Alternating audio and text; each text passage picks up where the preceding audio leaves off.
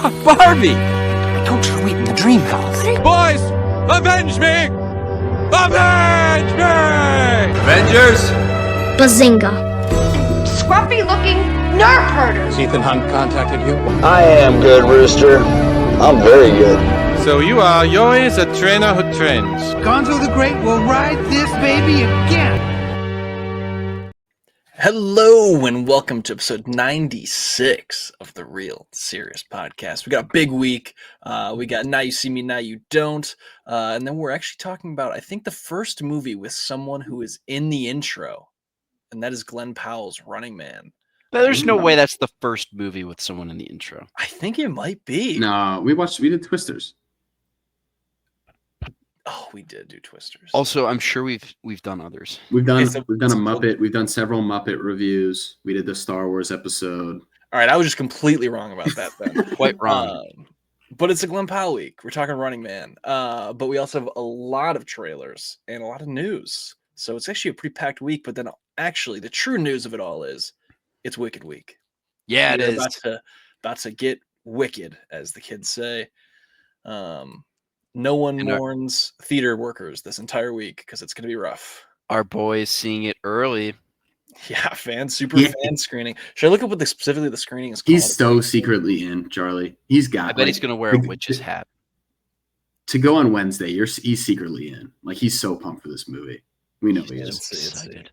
It's the Wicked for Good premium early access screening. God, how I'm going to recreate my exact Wicked experience from last year. I'm going to get the chicken tenders from AMC, make that poor worker go behind there and throw those frozen tenders in the microwave, and then sit there with my big old icy, my exact seat actually from last year. I picked the exact seat. You're going to kick your legs a little bit too? I'm going to kick my little legs a little bit, and I'll be ready to watch it. You going to turn to the people next to you? So are you excited for Wicked? Yeah, I'm like, you guys really excited to be here. So we're gonna get pumped. We're getting pumped. I'm seeing it Friday at my new AMC. Oh, first time in the new AMC. Yeah. Did you have to go up in price for your A-list since now you're in a new state, or did you go down in price or stay the same? I haven't switched it over yet. You might be in the same state, so I think I might be in the same price. That'd be nice. Yeah. Tickets are expensive. I got one for myself and for Jenna, and the other one was like $23 or something. Yeah, no, it's very worth it to have A-list. Turns out, yeah, it's getting to the point where if you go to one movie a month, you might as well. If you go on IMAX, any format aside from the standard, it pays for itself. Yeah. Mm-hmm. Facts. But before we get into any of that stuff, what are we watching, boys? We got a good list this week. I think Charles, for the first time ever, when he hasn't missed an episode, asterisk, has the most stuff. He was on a heater this week. I was opening the app. I watched 12 films. This is like vintage 12?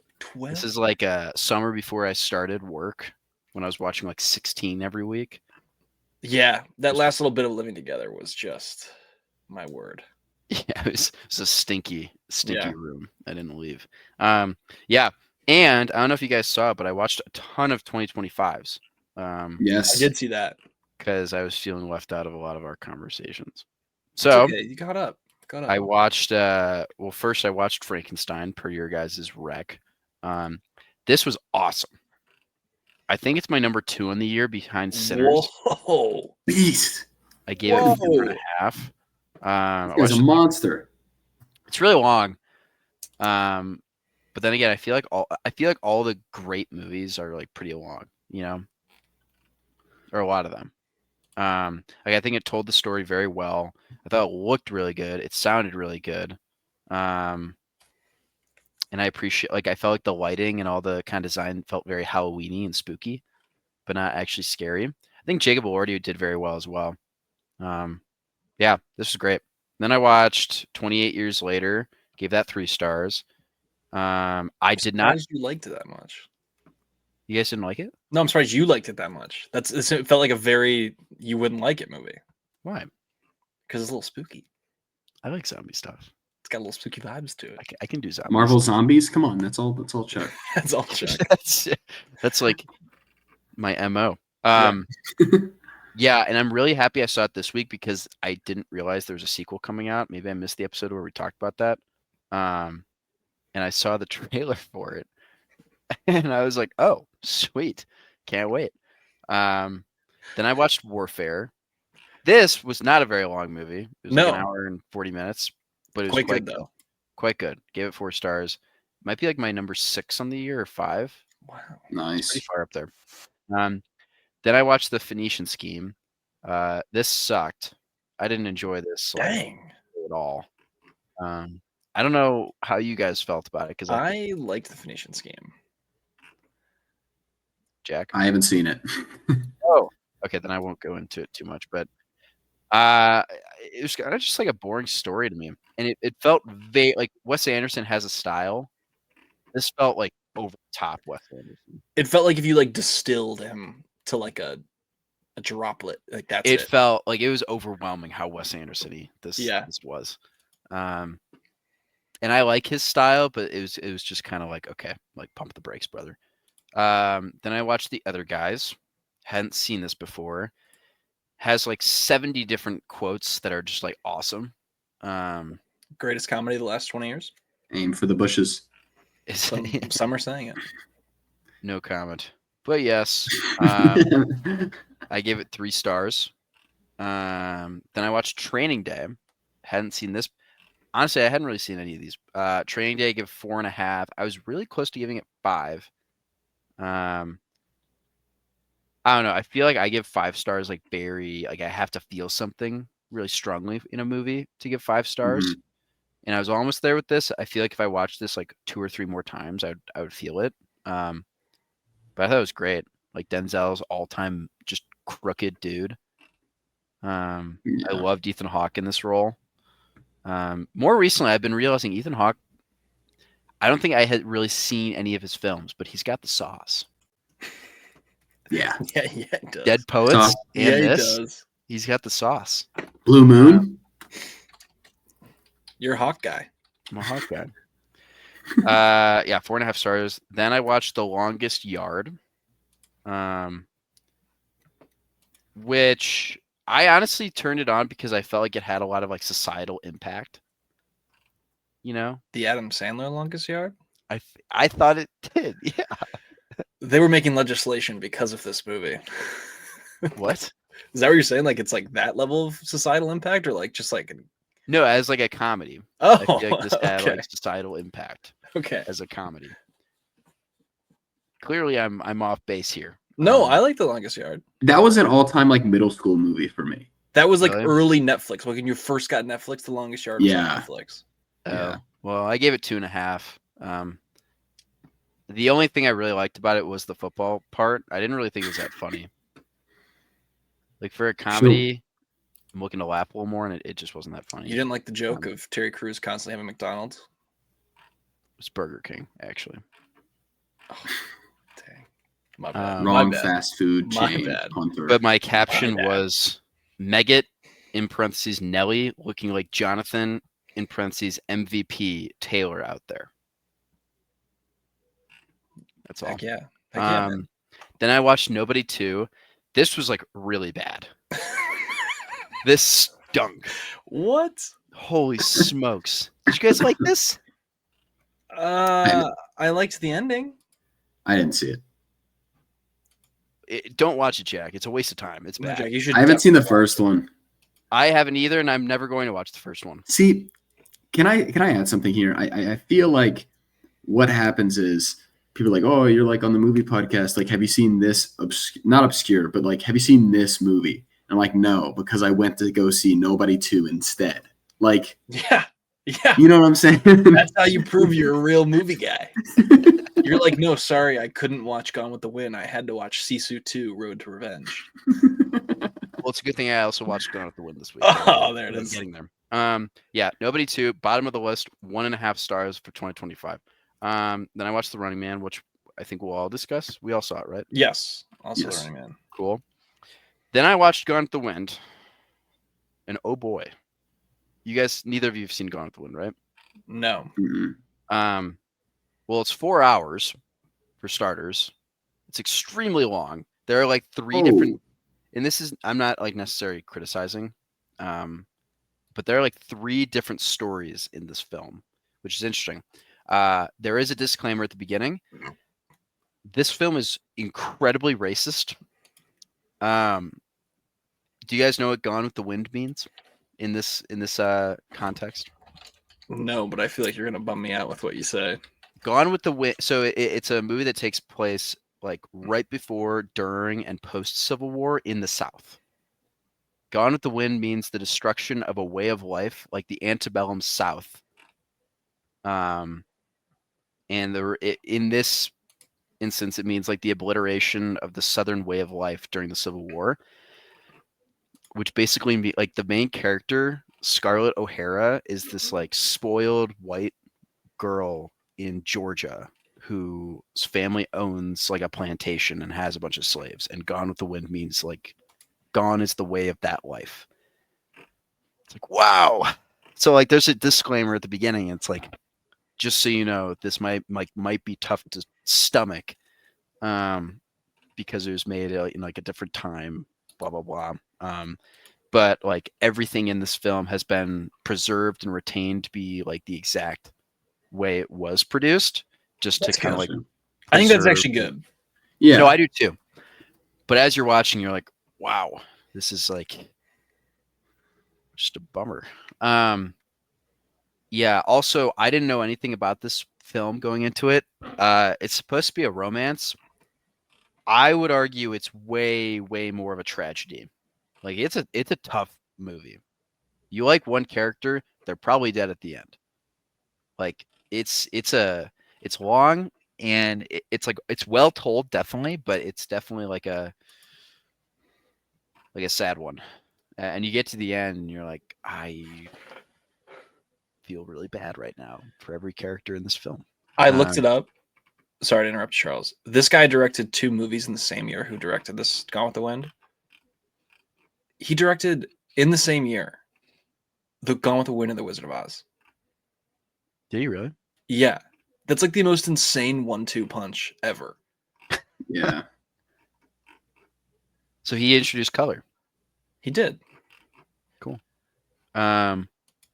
Yeah, I gave this 3.5 stars. I think I would like it more if it was. It's just because it's so long. It's hard to like really think, God, this was awesome.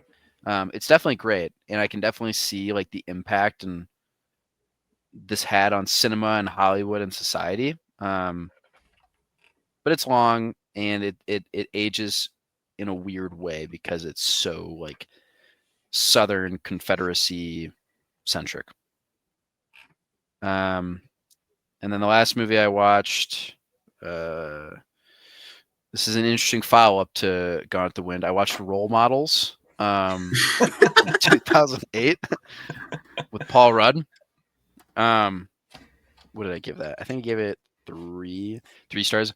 Yeah, basically like your most cookie cutter 2000s comedy ever. It's silly. It's very silly. Yeah, it's just silly. And it actually is really funny. It's so out of pocket, but it's pretty funny. They play D&D in that movie, don't they? They do. Pretty sure. They more so like role play Renaissance battles. Okay, that's it. Yeah, they LARP. They're LARPing. Yeah, that's it. I remember LARPing. Remember that was. We were one step away, fellas. LARPing, big part of the Hawkeye TV show. Never forget. Did you all? I did forget. I did. I have still forgotten. I have no idea what you're talking about. Remember. And then I told you guys before we started recording, but I'm almost done with 7 Samurai. And then maybe, who knows, maybe I'll get the Criterion or something. Yeah, maybe. Gone with the Wind is not a Criterion, which I thought was crazy. Because I thought about getting that one too. I've seen a recent one of like a recent videos on like TikTok. Someone online makes like videos about like what movies would you add to the collection. Flushed Away. That was a comment. That was like one of the comments. Yeah. I think it was my comment. Oppenheimer. Yeah. I think there's several movies though that like are needed for like the 4K restoration. You know. Michael Bay has 2 films in the Criterion collection. As my mug here says, Michael Bay has 2 films in the Criterion Collection. I do have that mug. Jack, for me go next. How about you go? I didn't watch a lot this week. All right, I have 4. So don't do that. You're unemployed.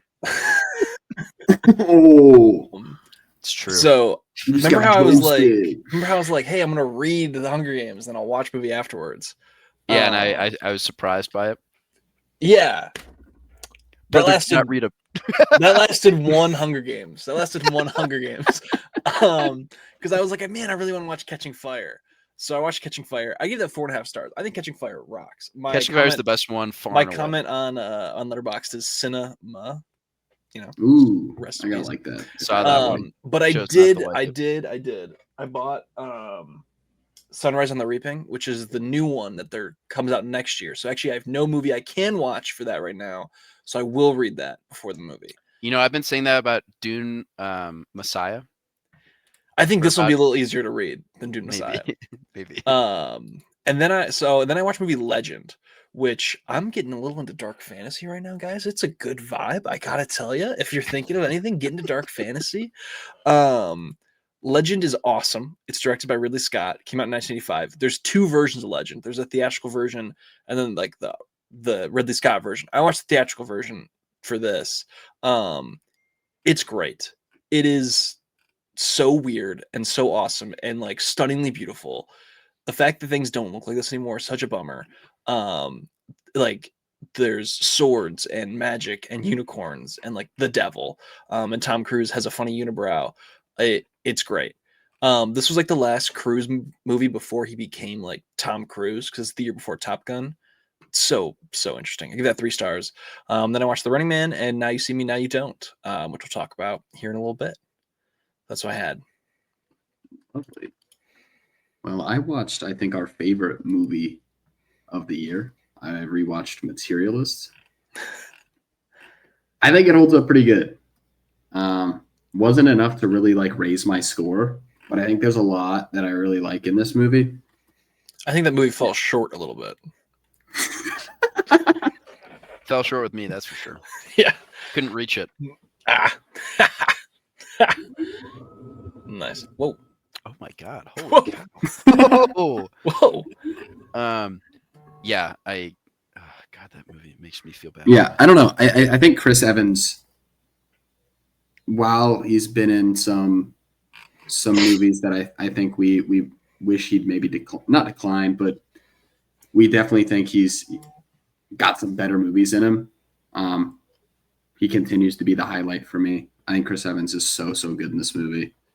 I'm not Pedro Pascal's good. I think Dakota Johnson really fits in this role too. But I don't know. I really like this. I think this is like borderline top 10 for me on the year.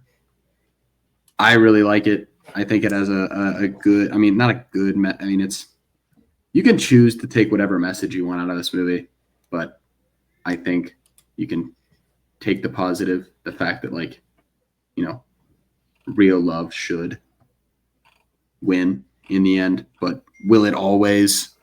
Especially if your real love looks like Chris Evans. Exactly. Yes. Yes. That helps.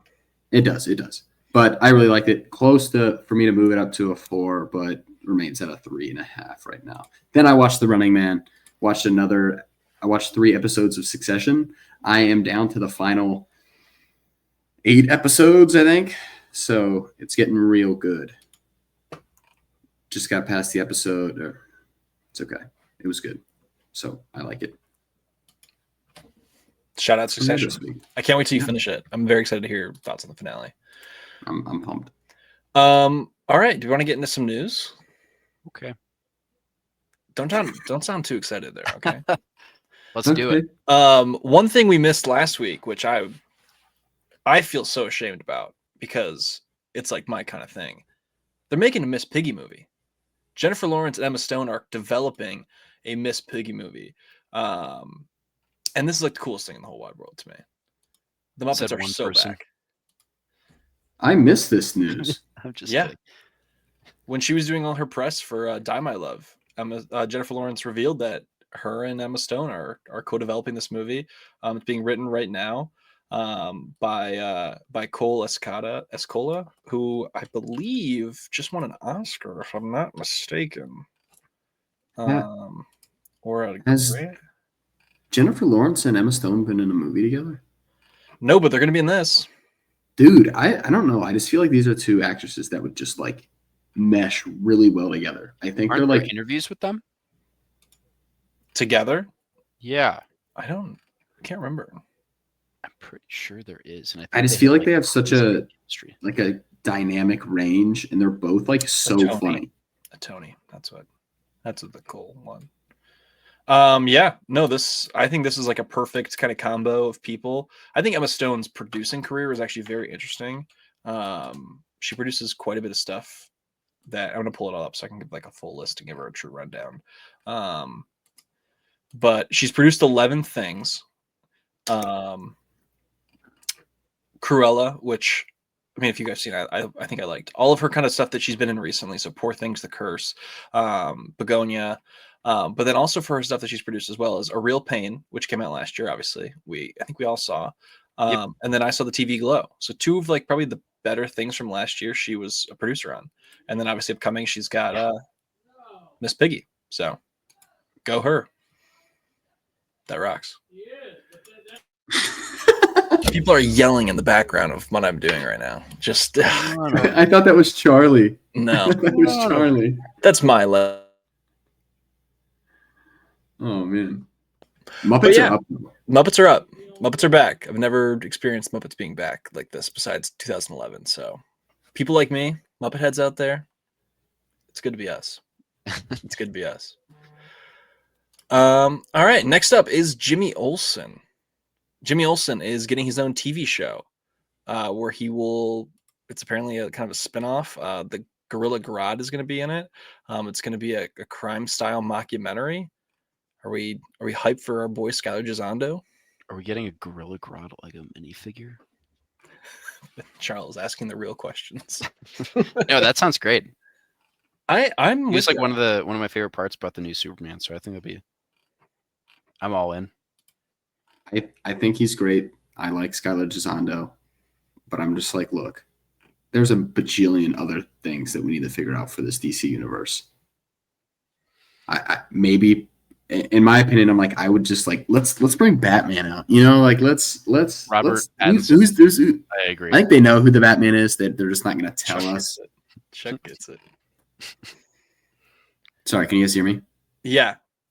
No, I agree. I think bringing Robert Pattinson into this DC universe would be a really great move, and I agree wholeheartedly. Really, I'm glad you bring that up, Jack.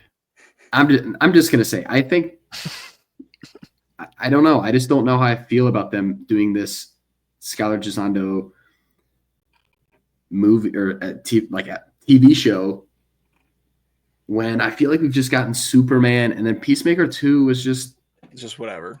It was okay. You know?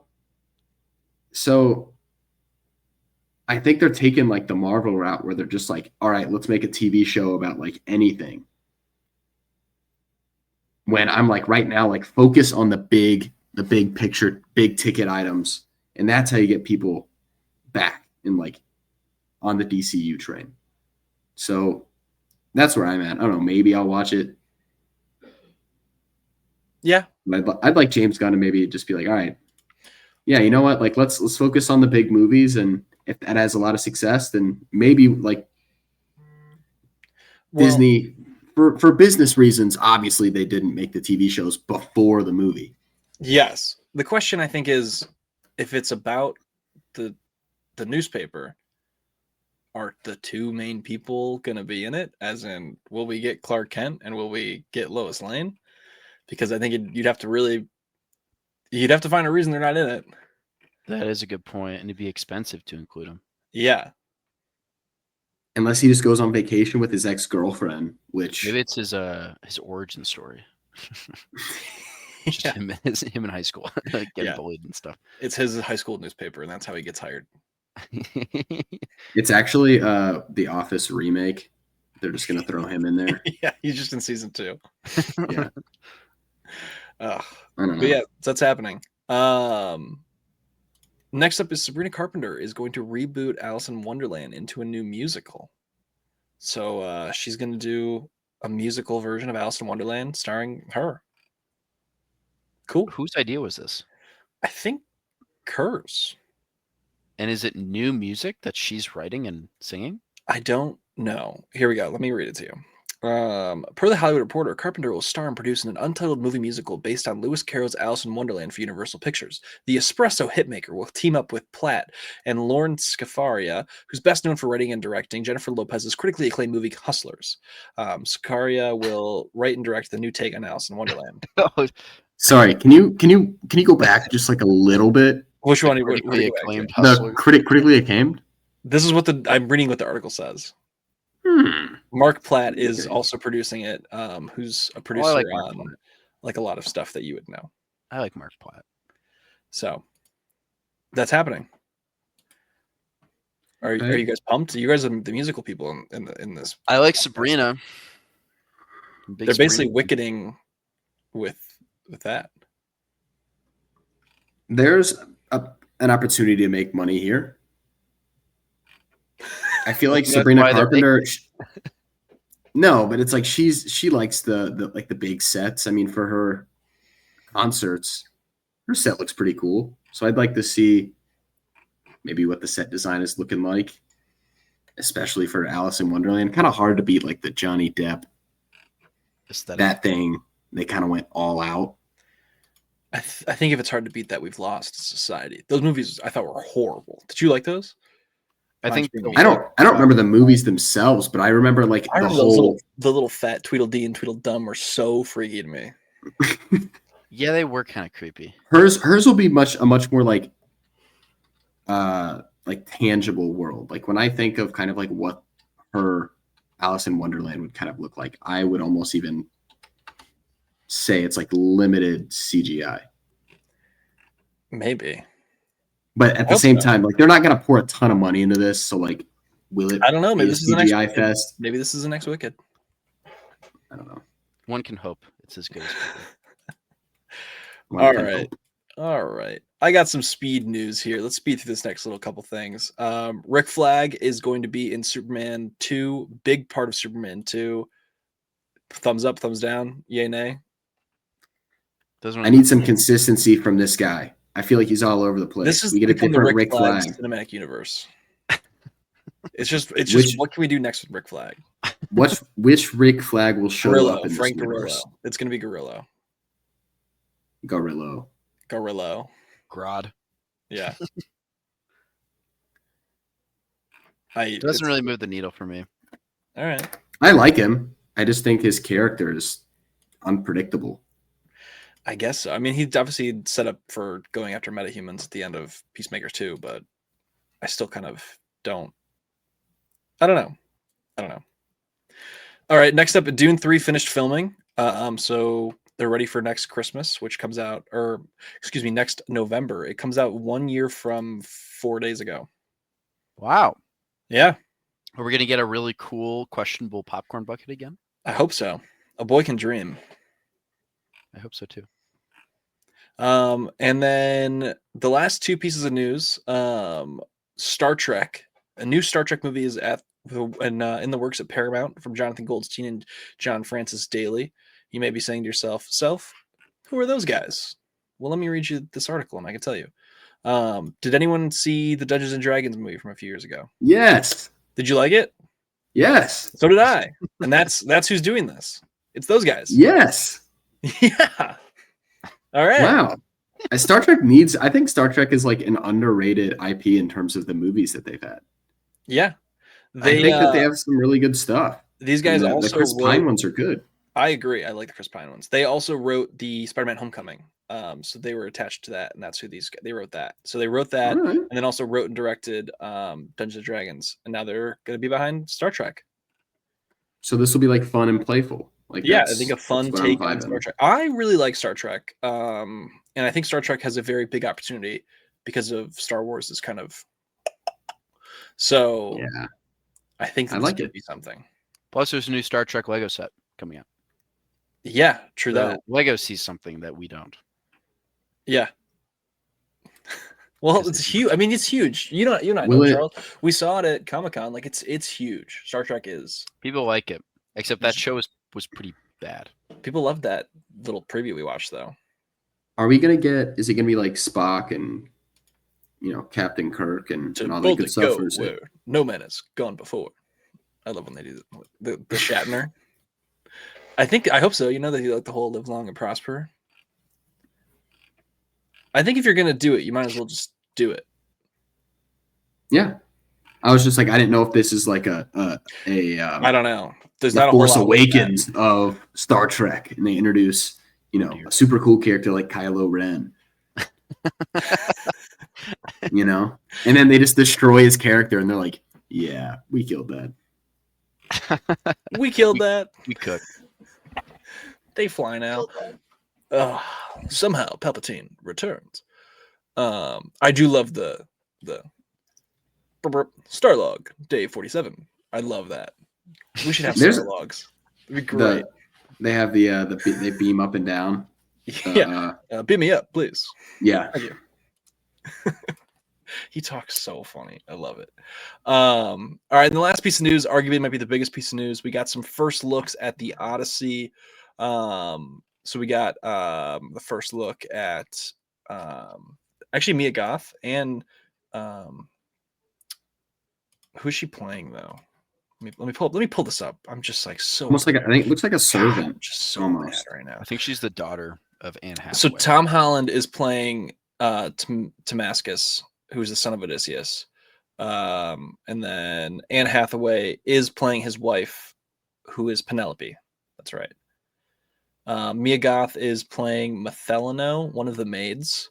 Yes. And then we got kind of like a wide shot of Matt Damon, which looks pretty sweet as well. Looks sweet. I think this looks really good. Yeah. I will say people are online were debating the costumes and everything. I do kind of agree from the aspect like they're all kind of in gray, which I don't have a huge problem with. I just think that you could have a little more color in there, but also I haven't seen the movie, so I can't really judge. It's very Nolan style. I think I Yes. like the costumes. I think they look good. Now, it's not the same. Like if Guillermo del Toro did this movie, obviously the costumes would look a lot different. But it's like I really wouldn't expect these costumes to look any other way for Nolan. They don't really throw me out of the setting. I mean, we'll see. Like if you watch the movie and you're like, these costumes are just driving me crazy. All right, maybe, but I was thinking about it. Yes. Does the person, I mean, obviously I think Nolan has a lot of pressure on him to deliver here, but does the person with the most pressure on them in this entire movie, is it Tom Holland? No. Matt Damon. I had a feeling that's where you're going with that. I kind of think it's Holland, right? I feel like it definitely is. I mean, because outside of Spider-Man, we haven't really gotten like, because obviously he's in that up and coming class, right? Of like, you never seen Uncharted? All right. I think it's Matt Damon. I haven't seen And not to discredit anything that Matt I Damon actually has done have seen before this movie. But it's like Matt Damon, I mean, this is Odysseus' journey. Like, if he does not pull off this role, then this movie kind of crumbles. Yeah. It's just like Oppenheimer. If Cillian Murphy doesn't give the performance that he gave, that movie is not nearly as impactful as it should be. I'm not too worried about Matt Damon. Even him in Oppenheimer, who was so good in Oppenheimer. No, I agree. I'm not worried about it, but I think it's like a lot of pressure on him. I don't think so. I'm not worried about it. All right, maybe I'm not. Even Josh Peck delivered. That's what I'm Roderick saying. delivered. I mean, Nolan pulls off these guys that we have seen like do what limited like serious roles. I mean, Drake and Josh, that's what everyone knows Josh Peck from. And the fact that he's able to pull him in and like during one of the most serious moments of the entire movie, and everyone is like still locked in. No one is taken out by it. Like I wasn't. I mean, during the Trinity test, he is the one to push the button. Yeah. That's insane. Josh Peck is like, the button guy. Like the fact that he's like, Drake, where's the door? Like that same guy is pushing the button for the Trinity test. He's the button guy. I don't know.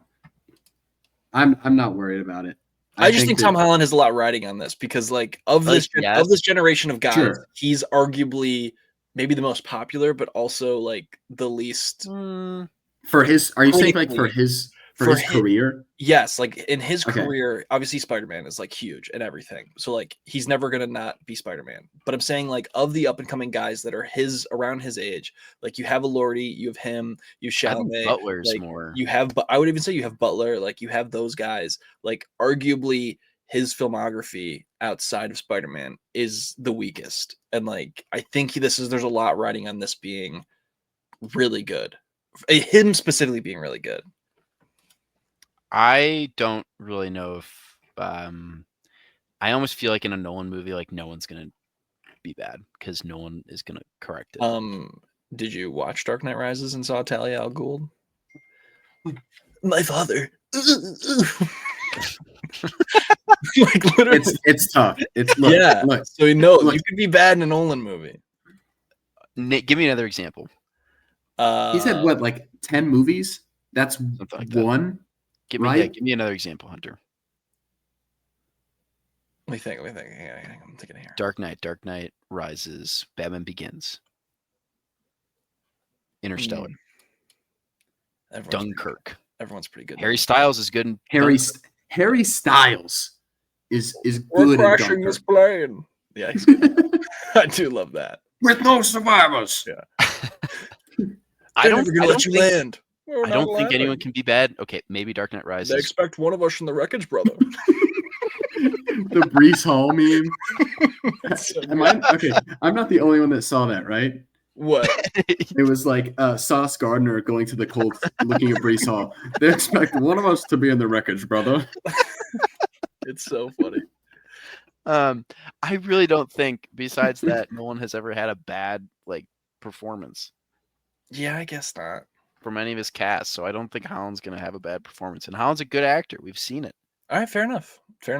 So I think you're wrong. I agree with you, Hunter. I agree. This is a big point in his career. Yes. I don't think you're looking at it like if he's not good in this movie, it's going to ruin it. That's kind of like where I was initially looking at this. Like, if Tom Holland is really good in this movie, I think he's going to be booked for quite some time. And the MCU might be the one to suffer from that. Yeah, kids. I mean, I also they're going to be like yes, kids. If he's good in this movie, the MCU is going to introduce Miles Morales so fast. Yeah, because he's just going to be too busy. I mean, but I also think too, like he needs the ability to say that he's not just Spider-Man. Like, I think you have like Andrew Garfield obviously was Spider-Man for such a short period of time, but like he's really good outside of it. I think Toby was really good. Like, I just don't feel like Tom has had the same success outside of that role. I mean, unless you count Uncharted, but you know, the Enchanted movie. The Enchanted. I'm thinking we gotta wake up at 3 a.m. to go to a run club, and then we're gonna look for some treasure. God, what a disappointing career he's had too the last 10 years. What a shame. Remember Father Stew? Father Stew for a couple of years. Yeah. Father Stew is so funny. I don't know. I'm like beyond excited for this movie though, because I see the stills and like I feel like even the general audience knows everyone in this cast. And that is not gonna be huge. And that's not to say, oh, they picked like the biggest, most it's not like they brought in The Rock. You know what I'm saying? Or not even like The Rock. It's not like they brought in Vin Diesel and they're like, all right, guys, we're gonna bring in like the people you know that are just in every movie. Yeah. Like I feel like these are well-known actors, but they're well-known because they make good movies. They're not well-known because they're just in everything. They're also no one's people. Yeah. Can I read to you real quick? At least some of them. Mark Wahlberg's last 10 years since Lone Survivor. I missed a movie that I watched this week. Oh, what'd you watch? Invincible with Mark Wahlberg. All right, let me read to you the last since Lone Survivor real quick. I'm gonna moving on. I'm gonna speed this. Ready? Here we go. Transformers: Age of Extinction, The Gambler, Mojave, The Entourage movie, Ted 2, Daddy's Home, Deepwater Horizon, Patriots Day, Transformers: The Last Night, Daddy's Home 2, All the Money in the World, Mile 22, Instant Family, Spencer Confidential, which is horrible, Scoob, Joe Bell, Infinite, Uncharted, Father Stew, Me Time, The Family Plan, Arthur the King, The Union, Flight Risk, Play Dirty. My word. And he just completed work on The Family Plan 2, which comes out, I believe, later this year. The Family Plan? Arthur the King? I will say, though, Deepwater Horizon I thought was pretty good. I mean, I'm not like crazy about it, but I thought it was a solid movie. I mean, but just so disappointing. Arthur the King is one of my most memorable theater experiences. Okay, nice. But let me. So before Lone Survivor, though, Stop talking. So he did Lone Survivor, which is good. Two Guns, Pain and Gain, Ted, Contraband, The Fighter, The Other Guys. The Fighter, man. Oh. The Other Guys. Like he was there. He was, and just fumbled. I don't know what happened. Oh, poor man. I think he's taken much more like family-friendly roles. Ted, yeah, I think that's the obvious. I mean, I guess elephant in the room. Ted 2. Okay, I think he should make a Ted 3. Ted 3. They're making the Ted animated series. Oh, also, the Ted TV show is very good. If you haven't seen the Ted TV show, it is good. I watched an episode. It was funny. They got to make a Ted 3. It's just like a 23 Jump Street. Come on. That is nostalgia for the perfect audience. That would get people who don't go to the theaters anymore back in the theaters. Sounded like a sequel guy, Jack. No, I'm just saying, like, coming from another sequel guy. Who would not want to see that? I'm personally not dying to see a Ted 3. I'd like a Ted 3. I mean, I think it's 23 Jump Street, obviously, is tiers above a Ted 3. I'd like an Arthur the King, too. What's that dog up to? Daddy's Home 1 and 2. I low-key enjoy them. Are they doing okay? I enjoy them. I think they're funny. They're nice little family-friendly flicks. I did try Wahlburgers at the airport recently, and it's pretty good. So he's got that going for him, I guess. That's good. Okay, let's get into some trailers. Before we do that, we do have an ad read from one of our sponsors. Our sponsors over at Duolingo. So let's hear from them. Oh my! Hey, it's your friends over at Duolingo, the language learning app that's built just for you. Now, we've been doing ads for years, and you know how good our services are, but we want you to hear it from true customers. So let's hear some testimonials. Victor, Elizabeth. That was me just a few months ago. Hi, it's me, Frankenstein's monster. Yeah, I was really struggling with language, but thanks to Duolingo, I now have a great grasp on the English language. You know, I was really lost in what my language journey would be like, and then I spent 4 months with an old man and got to play on his iPad every single day, and thanks to Duolingo, I spent that time well, and now I'm completely fluent in Old English. Thanks, Duolingo! Now, you heard it here from a real fan of our product. So please, try out Duolingo, and use the link in our description for a 15% off your yearly purchase. Wow, thanks to our friends over at Duolingo. Just seems like a great product and seems like something people want to use. All right, let's get into some trailers. Sounded like Mr. Boss at first when that Duolingo commercial first came up. I wouldn't be shocked if he used the product. He's a very smart man. Business owner. He's a business owner. He is. All right, I put this in order of what I thought Charles would care about the least to the most. So we'll see. Right. We'll see how I did. Come on, Chuck. I feel like I got you. Jack and I are too similar, I think, with our ordering. You changes it up, I feel. All right, the least interesting of all these trailers: SpongeBob: The Search for SquarePants. It's got to be at the bottom. Come on. I don't think it's at the bottom. It's towards the bottom. It's definitely. You're telling me the Ice Spice clip didn't just like tank this on your list? I thought this it's probably second to bottom. I did not think this looked good. I thought this looked pretty horrible. Like, did you guys like this trailer at all? I didn't love it. I'm not a big SpongeBob guy in general. Like, I'm not crazy about him. It kind of never was crazy about him as a kid. For SpongeBob now, it's just like butts. Yeah, it's really just SpongeBob's turned into the show that your parents thought it was. Yeah. Like it's kind of sad. Real You talk. can't watch that. I don't know. I mean, I That's your watched brain.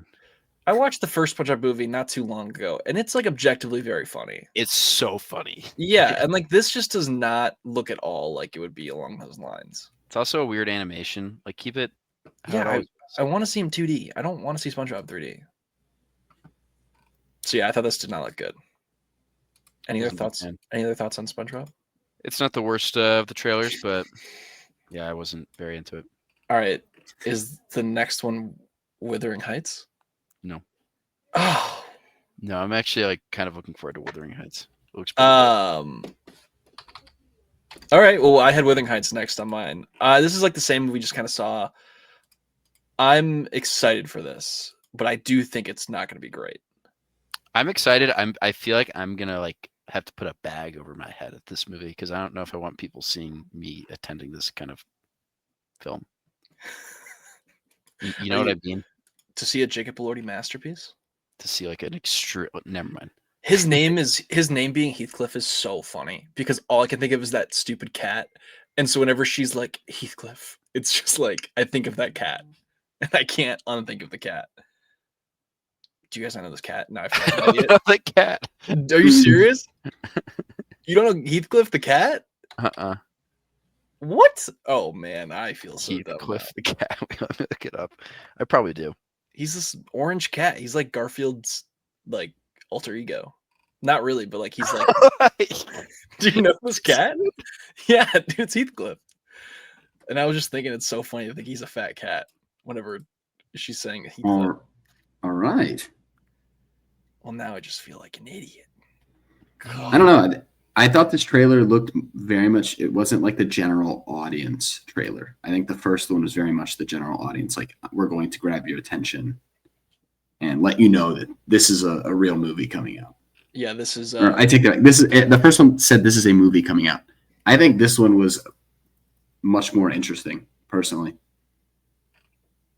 Yeah. I think again, it's visually striking. Like this is something that it knows like what type of like visual identity it wants to bring to the table. And I kind of like that. Again, I'm with Charlie. I don't think I'm going to be walking in on Valentine's Day. Maybe this is a thing where I'm like, Caitlin, this looks like really good. You know, like you would really like this movie. Like I guess I could go see it with you if you wanted to go see it.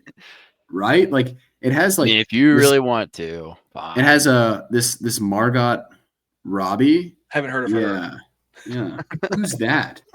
And Jacob Elordi. Yeah. Elordi. Oh. Yeah. He seems pretty familiar. Just two of the most stunning people in Hollywood, dare I say. Yeah. I don't know.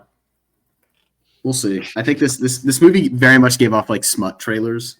Like a smut trailer like vibe, the first trailer. Yeah. I think this one felt much more like, all right, we have a story here. Is that just me? No, I'm with you. The first one, I feel like the first trailer was just like, look at these two very attractive people do very attractive things. And then this one's they're like licking each other's fingers. Yeah, and then this one's more like, hey guys, we actually like have a script. Like there's a script involved in this movie. But I don't know. It just doesn't. It looks visually very nice. I just feel like there's gonna be a whole lot of nothing there. But we'll see. We'll see. That'll be a nice, fun review for us when we get there. Little hearts around the screen. All right, here we go. Next one.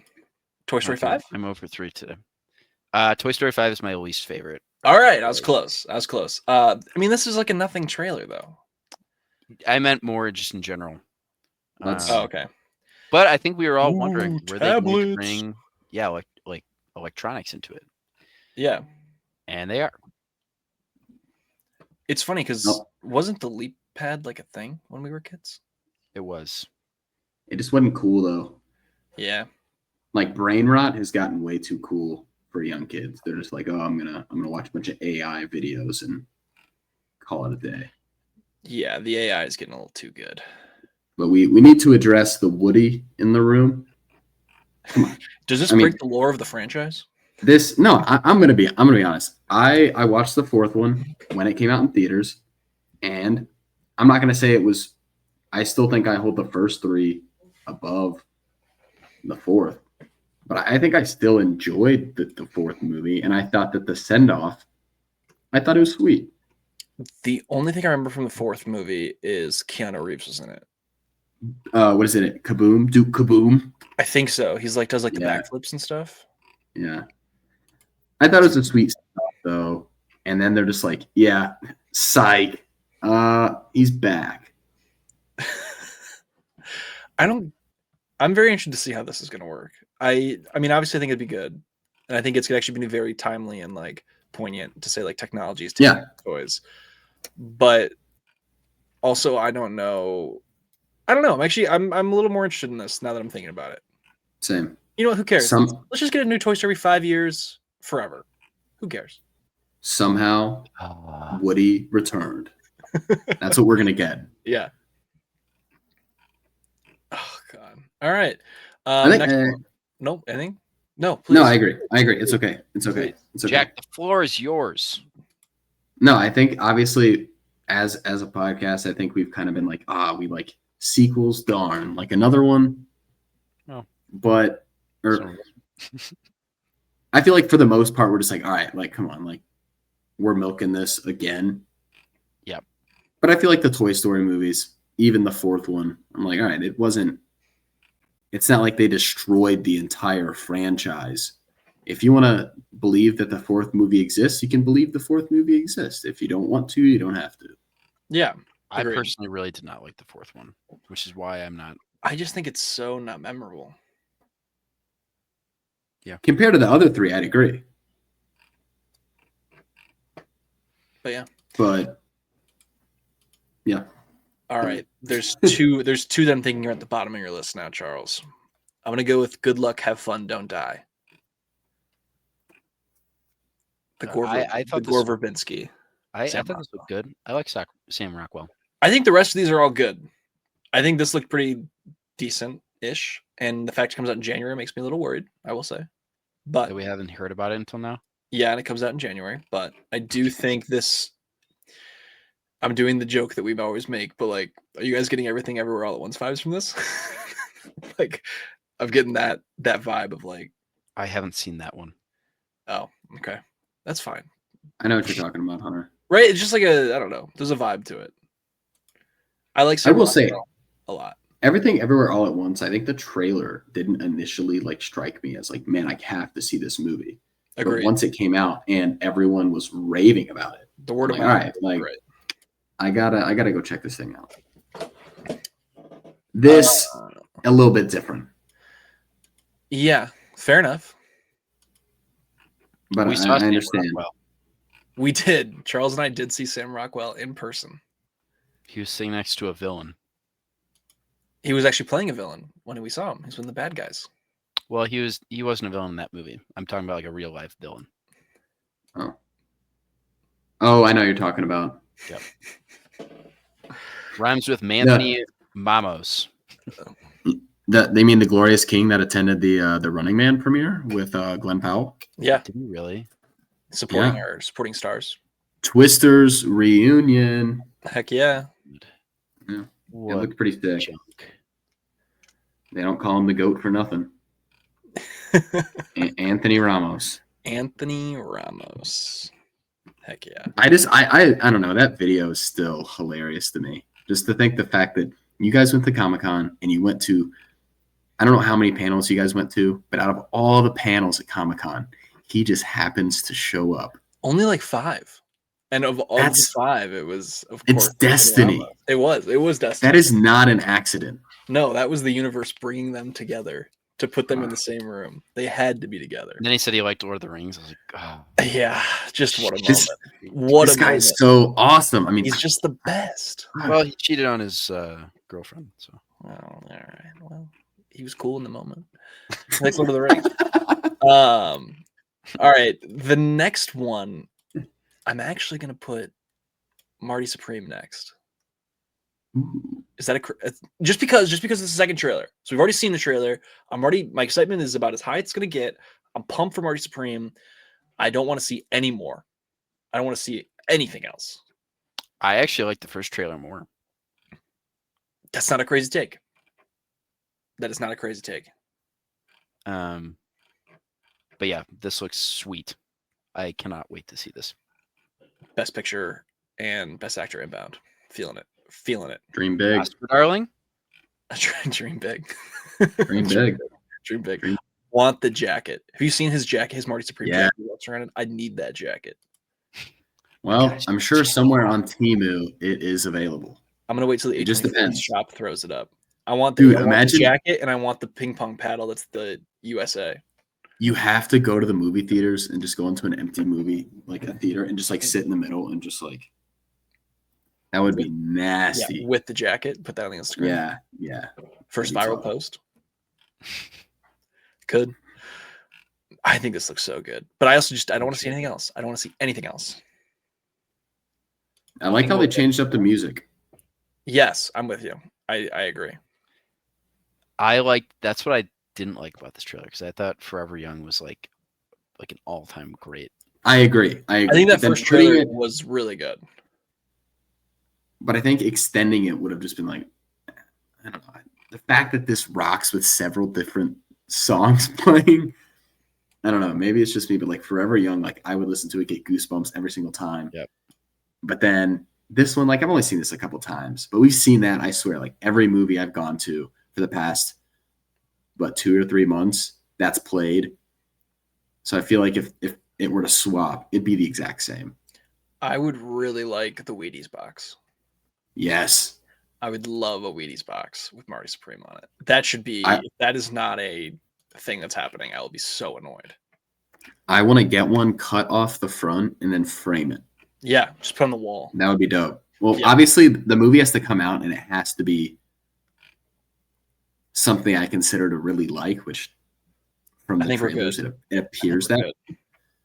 But yeah, dude, I'm already planning. I'm scheming. I'm like, how am I going to integrate this into my personality? Yeah, I agree. All right. The next one that I think I cannot wait. Devil Wears Prada 2. I Yep. love the Devil Wears Prada. I love it. Love the Devil Wears Prada. The fact that this is kicking off the summer movie season May 1 is just electric. Stanley Tucci, my guy, just pumped. Yeah. I'm so excited. So excited. I'm stoked. Also in the teaser, did you see how when Anne Hathaway walks in, Meryl's character moves to the side? Yeah, moves out of the way. Yeah. Took you long enough. I did see a lot of discussion about this on the old X and Twitter about the fact that this is shot on digital compared to film, like the first one was, and you can tell the difference. There is a slight washed out look that I don't know if will be there by the end, but it is interesting to see like kind of those comparisons in the moment. I hope this is huge, though. I hope this is just like a huge. I'm sure it will be. Man, I hope so. I'm sure it will I be. feel like this is one of the like quintessential ladies movies. Who you calling ladies? Am I wrong to say that? And dudes. No. I'm not. Yeah. I'm not saying that it's not like that. I'm just saying like when I think of like Legally Blonde, I think this belongs in that category. I think Legally Blonde, Mean Girls, I think those are all like great movies that I disagree. I mean, look at this. I mean, I think that Devil Wears That's Prada like nice. kind of exists That's nice. in that category. I disagree. Am I'm the only one that thinks that? I think it's definitely a quintessential like chick movie. That's fair. Not to say that we can't enjoy it. I mean, I'm just saying like I think if you were to ask like 10 random girls off the street, you know, Yeah, I their suppose. five No, favorite I think movies, it's a very fair. you're take. at Now that least you going to get explained the it. Devil Wear Prada and then like two or three times at least. I think I now had that my- you've explained I it, told my I sister- completely agree. When I watched Okay. Girls Where's Prada, and she was like, "Oh yeah, that movie rocks." And then she actually sent me the trailer for the second one. So I'm trying to think. It's like a girls rock kind of movie, like how we're like, yeah, Jennifer's dudes rock Body. kind of movie. Lady know? Bird. I'm looking at Yes. their box lists right now, and there's actually some good ones on here. Like 13 Going on 30, Yes. 27 Dresses, With Bridesmaids. 10 Things I Hate About You being there too. That is on this list. Brides Wars, Come which I on. watched and hated, but Avery loves. Burlesque. Heather's Bridesmaids. Grease 2. Bridesmaids is yeah, on he there. said Bridesmaids. Oh. Charlie's Angels, Cadet Kelly. That's actually a good one. I like it. Captain Marvel. The Lizzie McGuire movie. Legally Blonde, Miss Congeniality, Princess Diaries 1 and 2. Yeah, I'm thinking this is a great take, Jack. I think that Yes. you really nailed this take. I think you did. But but everyone loves it. It's not like it's just a movie just for rocks. girls.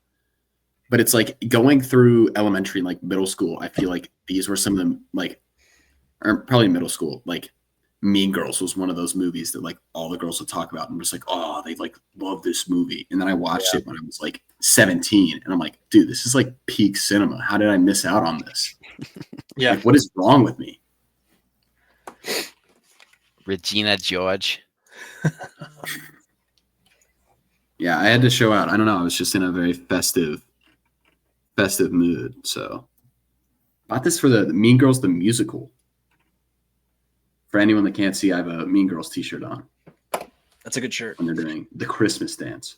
And then we have one last trailer, and that's the Super Mario Galaxy movie, which I thought actually looked pretty decent.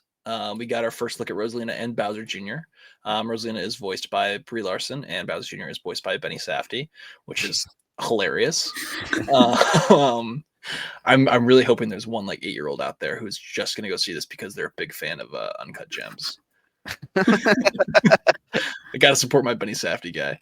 I thought this looked good. I think it's very interesting how they're like mixing Galaxy with Odyssey, because obviously we got kind of the one desert planet from Odyssey, and I like it. Also, it gave me some like Sunshine vibes, obviously with kind of like a weird Bowser Jr. So I'm liking what I'm seeing so far. I don't think I'm as sharp on the Mario lore. Yeah, the Mario lore as you are, but I thought it looked really good. I really like this animation. I think I said that after the first one. The animation just looks like very clean and very nice. Yes, it's so colorful and fun. They also look like, in a weird way, like chewy. Is that a weird thing? Like, way to say? Like everything looks like chewy. Yeah, they look like it looks edible. Yeah, they look like they'd be like a good. I don't know. It's just like you could squish everything. They didn't give us like anything in this trailer except that Bowser's still really small, and yeah, Bowser Jr. and Rosalina exist. Yeah. But yeah, the stars though. The stars you flick the Wii remote on, and then we had those. Yeah. But as far as like the plot, oh, true. But yeah, I thought it was good. Did they follow up on their post-credit scene from the first one? Is the Yosh man going to be? So in did this? you see the leaks? Anyone else see the leaks? I don't want to know. Well, it's a food leak. Can I give you a food leak? Food? It's just one of those apples. No. So there was a leak. Like there's the cookie dough that you can buy that's like in the shapes of different things. Like they do the holidays, like the Grinch. And yes. So there was a leak that was a rendering of Yoshi with those for the Mario Galaxy movie, and the cookies are Yoshi eggs. So Yoshi will be in this. So get ready. He will be voiced by Barbara Streisand, and we will all love it. I'm not sure if I can keep my seatbelt on if Yoshi's in this. My socks might be off. Who would be the funniest to voice? Like Jennifer Coolidge being Yoshi. Like, oh my god, oh Mario, hop on. Christopher Walken. Yeah. And I can't do that. I think it'd be great. The lady who played Talia al Ghul. My father. They should just do the Bane voice. That'd be great, actually. But yeah, that was Mario Galaxy. All right, now we get into some reviews. Now You See Me 3, or Now You 3 Me, and The Running Man. Am I the only one that saw The Running Man? Am I the only one that saw Now You 3 Me? I think you were the only one lucky enough to see it. Yeah. All right, I will happily go through this one. I'm gonna go full spoilers for this. Sorry, everyone, if you're interested in non-spoilers. I gave this a 47 out of 100. I like the first Now You See Me. This is one of the funniest movies I think that I've seen in a while, unintentionally, because the people behind this movie, and clearly everyone involved, thinks that this franchise is like very important, and like very important to the future of cinema and like the history of cinema, because like they do cameos in this in the same way that the Avengers do cameos. Like it is hilarious in that aspect. I think that it works decently well is what it is. I mean, obviously it's not trying to be like an incredible film. I think there's parts that work. I think some of the magic is decent. It's just overall just a very it's just not great overall, but it's very serviceable. I think if you're a fan of this franchise, this is exactly probably what you want out of it. I actually think Dominic Sessa is pretty good here, and kind of continues a good run. The only person who didn't make a cameo from previous movies was Daniel Radcliffe, unfortunately. But there are cameos from everybody else, um, which is great. And it's a funnish globe-trotting adventure with magic. They're probably going to make 5 more of these because there is a tease at the end. They do set up a sequel at the end, with Mark Ruffalo's character returning, and it's something. It's definitely something. So Now You See Me, Now You Don't gave it a full 47 out of 100. Any questions? Now You See Me? Anything you guys want to know about Now You See Me, Now You Don't? No. Ruben Fleischer might be one of the most interesting directors working today, just because of what he's just pumped out recently. Ruben Fleischer directed Venom, Zombieland Double Tap, a couple episodes of Superstore, the Uncharted movie, and Now You See Me, Now You Don't. And he's attached to direct the Jack and Daxter movie. What a winning streak, my man. So yeah, that was Now You See Me, Now You Don't. And now we can get into The Running Man, which has been slightly a box office disappointment, unfortunately. But let's give the synopsis here of The Running Man. A man joins a game show in which the contestants allowed to go anywhere in the world are pursued by hunters hired to kill them. Directed by Edgar Wright, based on the Stephen King book, starring Glenn Powell. Really mainly Glenn Powell. Lee Pace is in this as well. I'm trying to remember her name. I'm trying to pull it up right now. But the mayor from the Batman is in this, Jamea Lawson. She was Sinners. She was also in Sinners. That's right. Darlene. Katie O'Brien is in this. Josh Brolin is in this. The one guy who is from the SNL group, I'm trying to remember his name, Martin Hurley. He's actually in this and is not. He's funny. He's a pretty funny character. But this is directed by Edgar Wright. And what do we think, boys? Oh, and Colman Domingo. So sorry, our king. I really liked it. What'd you give it out of 100? I'll give it a 75. I might need to revise my stars. All right, 75 out of 100. Jack? I'm at a 60. Ooh. Okay, I'm more in line with Jack on this one. Wow. I'm at a 68 out of 100. Okay. I have many thoughts on this film, but An infinite amount. Yeah. They've been running through my mind. Man. Charles, do you want to go first since you like the most? No, I don't want to go first. Oh, okay. Do you want me to go first? Sure. Yeah. You can go I mean, okay. I will say we'll do non-spoilers first. I think that first of all, I think Glenn Powell has the sauce. I do also think that this movie uses him incorrectly. I think that can be true at the same time. I think that what Glenn Powell is so good at is being charming and funny and charismatic, and they just made him the angriest man in the world for 2 hours, which I think is a waste of his talent, to tell you the truth. Physically, I think he's definitely there for the role. I think actually Josh Brolin might be the most perfectly cast person in this movie. He's awesome. So I think he's good here. I think Colman Domingo is good here. I think the biggest issue with this is it's just painfully unfun. I think that the way that this is set up is very interesting. I do think, though, that instead of turning this into what could be fun commentary, it became very negative commentary, which clearly is the choice because it's supposed to be like, this is a negative thing that's happening in society. Like you could, that's clearly what they're trying to say behind this movie.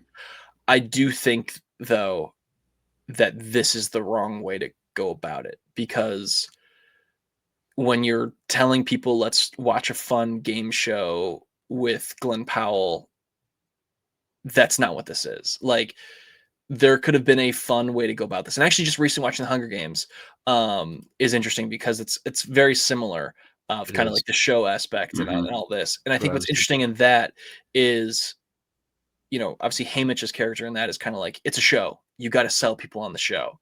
So then Katniss does certain things outside of her comfort zone to then maybe get sponsors to sponsor her and things like that.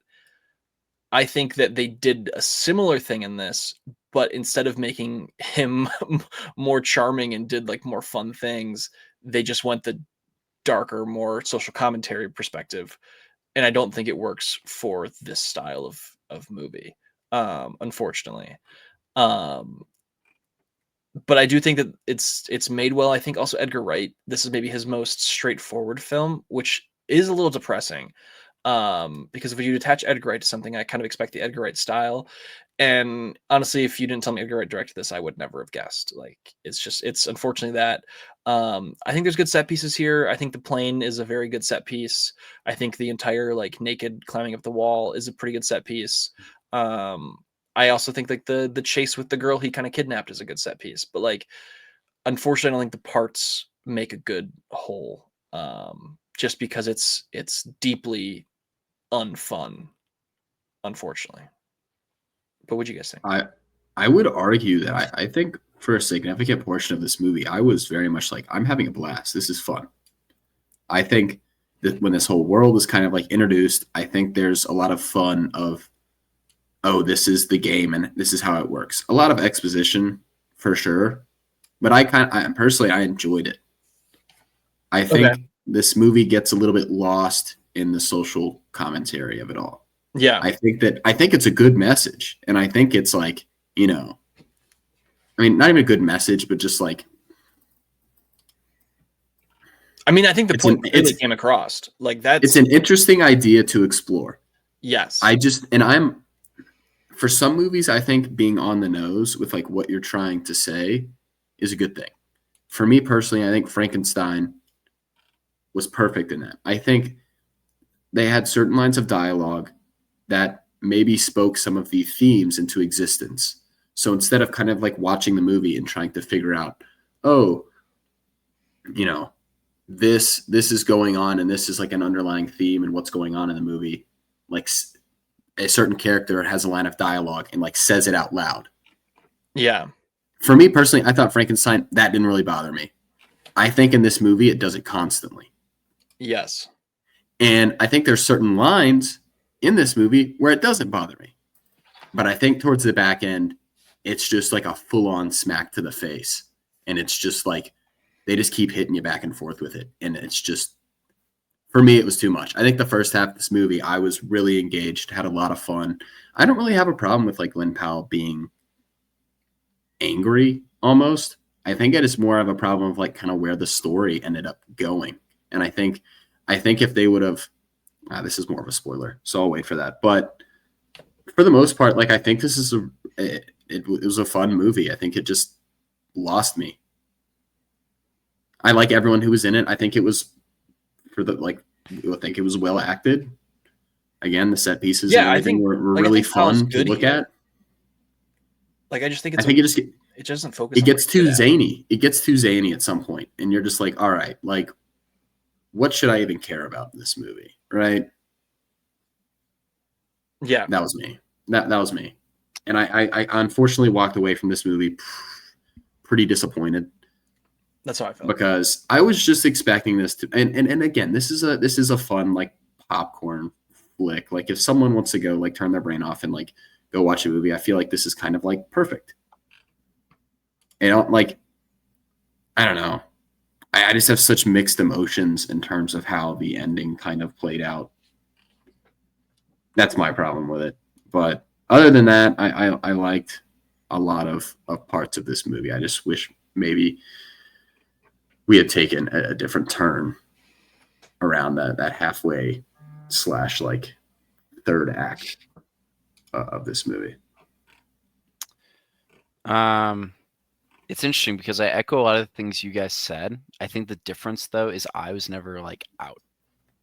Like there was nothing in the film that made me like kind of that turned me off or kind of like pushed me away to like where you guys are, where there was a certain point in the film or something about the film that you were like, yeah, I'm out on that. I echo. I think it was very well acted. I agree with Jack. I didn't mind that Glenn Powell was like more of a serious, angry person. If anything, it just kind of like shows his range. And like I don't think he should be the charismatic guy in every film. Maybe that's his strength, but I think he did very well in this role. I love Coleman Domingo. I love Josh Brolin. I agree with all that. One of the things I noticed is they jumped into like I think the exposition is the right word to use, into it very quickly. Really quickly. Like they were I don't really think this is a spoiler, but they were like in the game show probably within 10 or 15 minutes, which I think was good. Like this is an action movie. Everyone watched the trailer and had like a certain idea of what they expected and wanted out of this film. And I don't think there was like a ton of like personal life or personal things that people wanted to focus on with Glenn Powell's character. I think for the most part, people wanted to see the action, the games. It's a very interesting idea. I did think about the Hunger Games during a lot of this, especially with Coleman Domingo and like his commentating. Doesn't really mean anything, but I definitely noticed that. I had one other thing. Oh, I think the overall like message, it's an interesting time for like this movie to be made and for this message to be delivered. Because I think a lot of I can't think of anything specifically, but there were a lot of things in this film that like frankly are going on right now. And it's like, I think it was a lot of like the rendering of like clips and changing like what people say. I thought the AI clips was very interesting in this. I thought that was interesting too. I was watching that. I was like, shoot, like that's coming already here. So I saw a lot of reviews online. It was like, and they were negative, and it's like, okay, nice. Edgar Wright tried to, display this type of thing or like event going on that's like detrimental to society. Well, joke's on you, Edgar. Like we're already there. And I didn't really agree with that, but I just thought it was interesting that they included it like several times and didn't really hide it where like I think everyone in the audience was thinking like, yeah, I mean AI, that's literally what's going on right now. I think the ending was a little weak. Yeah. I don't really know what I was looking for. I think I'd have to think about it a little longer, but like in the moment I was like, okay, it's like not the greatest ending. I thought the whole flight sequence was interesting. I don't know if I loved it. I kind of wish the hunter had kept his mask on, like the main hunter. Yeah, I feel like that twist I saw coming. I mean, that's are we hopping into spoilers now? Cool. I'm cool to spoil. Yeah, or Charlie, to finish off your thought. Yeah, I mean, I think the overall message is I agree with a lot of what you guys are saying about the good about the movie. I was never fully out. Glenn Powell and everyone I think acted well, and I don't think there was like I don't think they were like, not tapping into each actor's abilities or anything like that enough. Like I think every actor and actress did well for their parts, and like I didn't mind Glenn Powell being more serious. Yeah, we can jump into spoilers. Obviously I think of the three of us, I'm the biggest Glenn Powell guy on the pod. That's like not a secret. I think what he does so well is like he's like your cool older brother. Like that's like the role he's designed to play. And I think that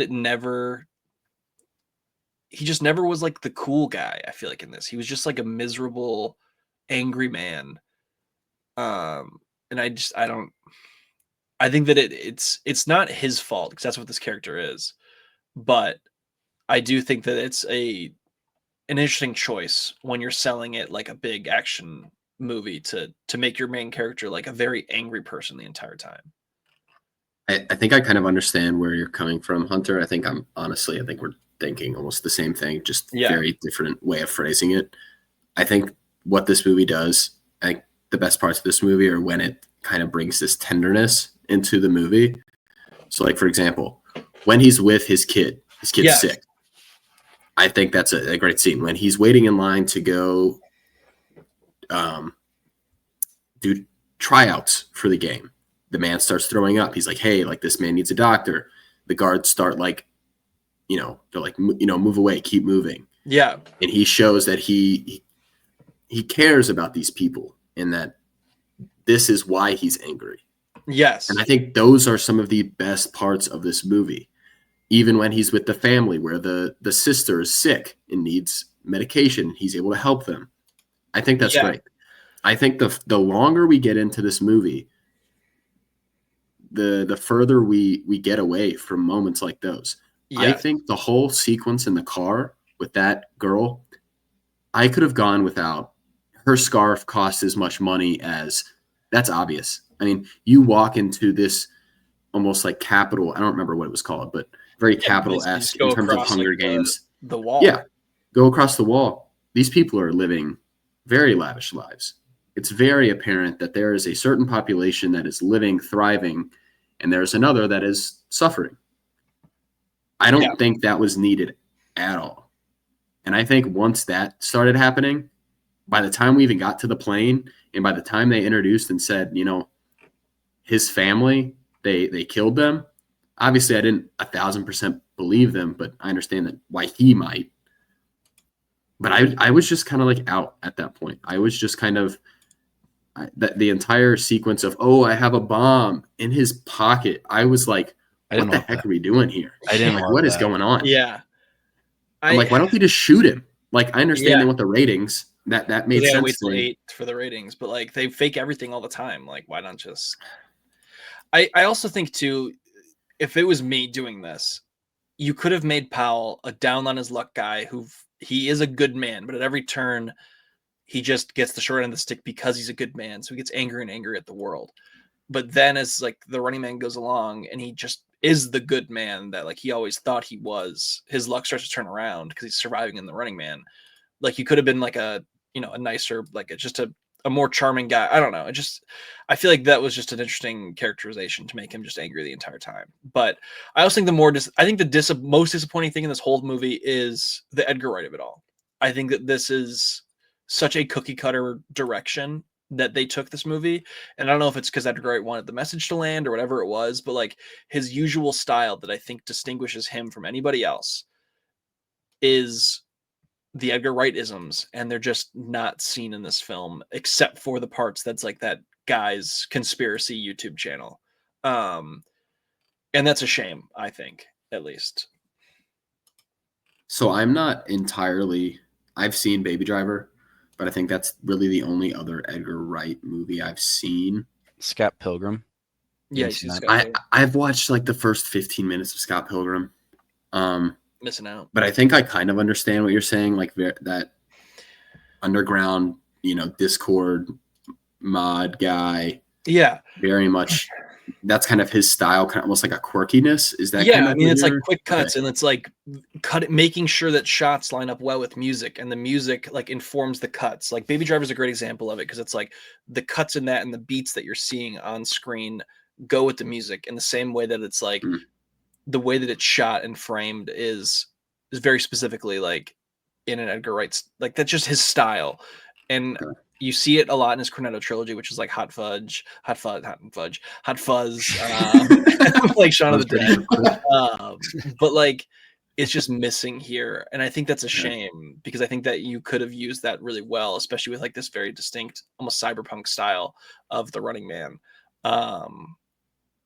And I don't know. I just think that's disappointing overall. I think the number one thing from this movie is that I took away from it was just like missed my expectations. Yeah, I would agree. So yeah, sorry. No, go ahead. Just gonna keep harping on this issue, but they introduced the family, and I understand they want to show it from his perspective. They don't want to like keep going back and forth, but they kind of do. Like they'll show the game. Basically, like the whole Coleman Domingo bit, Josh Brolin. Like, I need to see why he's doing this. Like, show the family. Let us sit with this family for another 10 minutes. I'm not saying I need to know what their favorite color is or like all this bull crap, but just like let us feel out this family dynamic just a little bit more so that I understand like what he's fighting for. Yeah. And I understand, like, a sick child is a sick child. But, like, come on, like, give me a little bit more of a reason to. And that sounds bad. It sounds bad to be like, oh, I don't care about, like, a sick child. But we get to meet the mom for, like, maybe 5 minutes. Yeah.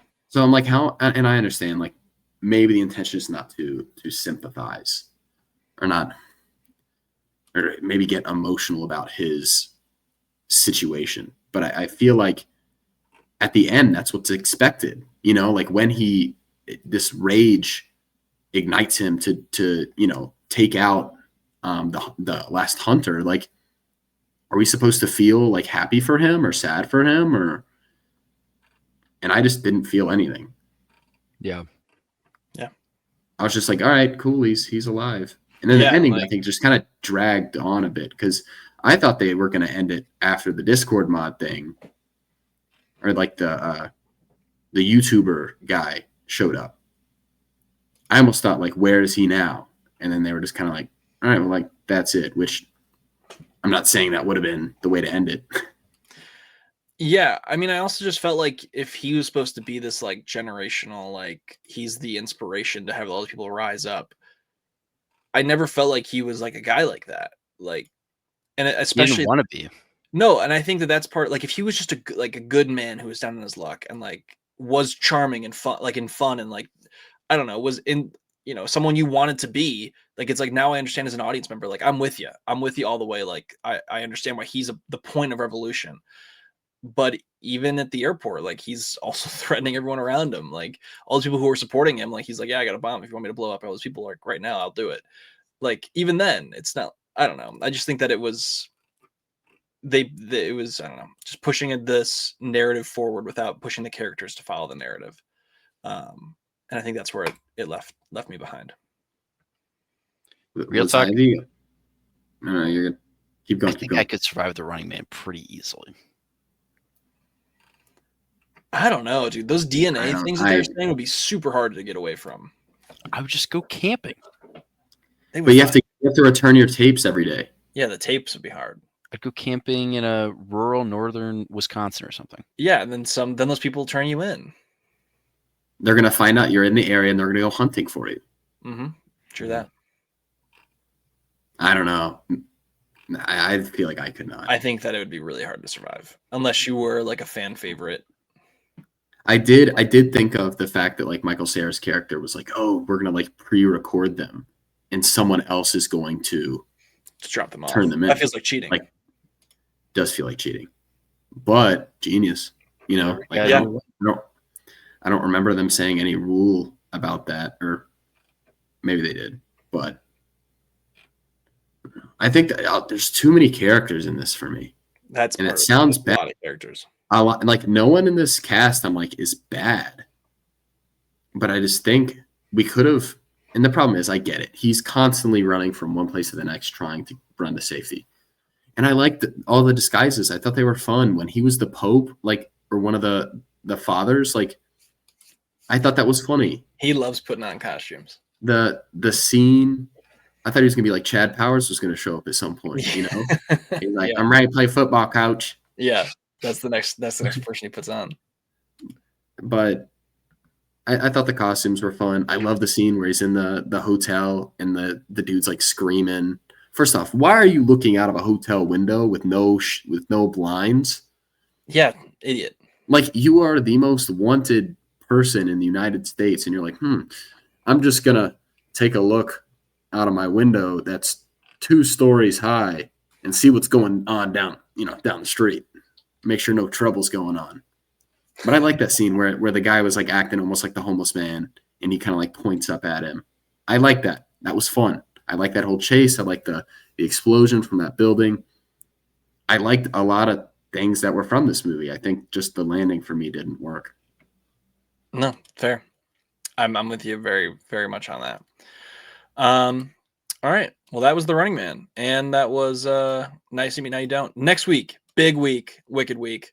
Yeah, getting wicked up in here. We'll have a special background for next week's episode. But yeah, excited for that. We will talk Wicked I'm worried about those girls. Like, why are they so skinny? You guys see all that stuff? They're like crazy skinny.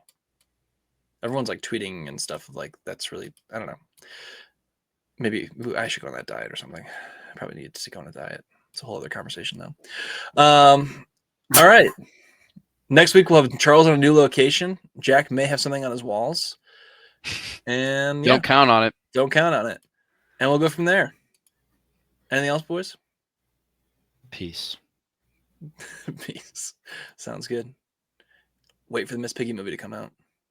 It's gonna be great. See ya.